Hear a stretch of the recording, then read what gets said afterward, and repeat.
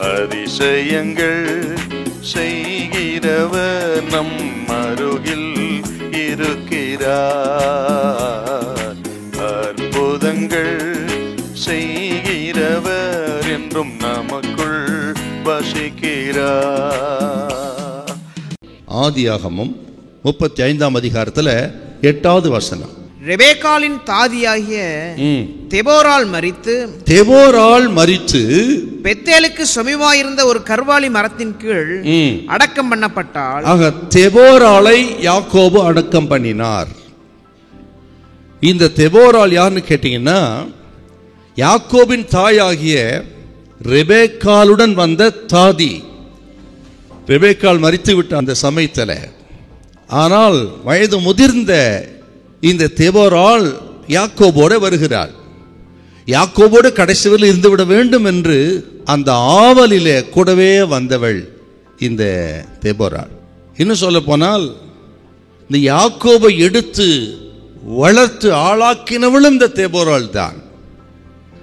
ஆகவே இப்போது யாக்கோபு லாபான் வீட்டிலிருந்து வரும்பொழுது இவளுக்கு ஆசை, தான் வளர்த்த பையன் கடைசி வரையில் இன்னும் இருக்கிற கொஞ்ச காலம் யாக்கோபோடு கூடவே இருந்து விடலாம் என்று ஆசையாய் வந்தவள் தெபோராள். இன்னும் தன் தாயின் வீடாகிய லாபான் வீடு 20 வருஷம் இருந்தானே, அந்த வீட்டில் இருந்து வந்தவள் அந்த தாயின் வீட்டுடைய நபர் இவர். இதுக்கு மேலே இவன் லாபான் வீட்டுக்கு போக முடியாது, போகக்கூடாது, 2 பேரும் உடம்படிக்கை பண்ணிட்டாங்க. இப்போ அந்த தாய் வீட்டுடைய ஒரே ஒரு அடையாளம் இந்த தெபோராள் தான். இவளும் இப்பொழுது மரித்து விட்டாள். எப்படி இருக்கும் பாருங்க யாக்கோபுக்கு. இதிலிருந்து ஆண்டவர் என்ன யாக்கோபுக்கு சொல்றான்னு கேட்டீங்கன்னா, யாக்கோபுக்கு மட்டுமல்ல நமக்கும் கர்த்தர் என்ன சொல்றான்னு கேட்டீங்கன்னா, யாக்கோபே, இனி நீ கடந்த காலத்தின் நினைவுகள் வாழக்கூடாது. நீ பெத்தேலுக்கு போக புறப்பட்டவன், பெத்தேலில் புதிய ஒரு ஆரம்பத்தை நீ தொடங்கும்படியாக அழைக்கப்பட்டவன். அந்த பெத்தேலில் இருந்து உனக்கு ஒரு அடுத்த லெவலை நான் உனக்கு வைத்திருக்கிறேன், கொடுக்க இருக்கிறேன்.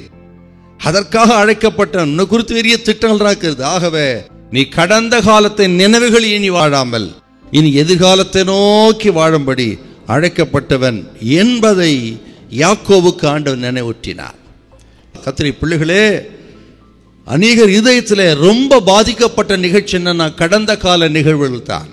கடந்த காலத்தில் ஏற்பட்ட தோல்வி, கடந்த காலத்தில் ஏற்பட்ட கசப்புகள் ஆகியவைகள் தான் நாம் முன்னேறக்கூடாதபடிக்கு அநேக நேரத்தில் நமக்கு தடையா இருக்கிறது. இன்றைக்கு ஆண்டவர் சொல்லுகிறார், ஆக கடந்த கால நினைவுகளை நீங்கள் குழி தோண்டி புதைத்து விட்டு இனி எதிர்காலத்துக்காக நாம் வாழ வேண்டும். உங்களுக்கு இந்த வைத்திருக்கிற எதிர்காலத்துக்காக வாழும்படி தேவன் உங்களை அழைக்கிறார். ஹல்லேலூயா, ஹல்லேலூயா.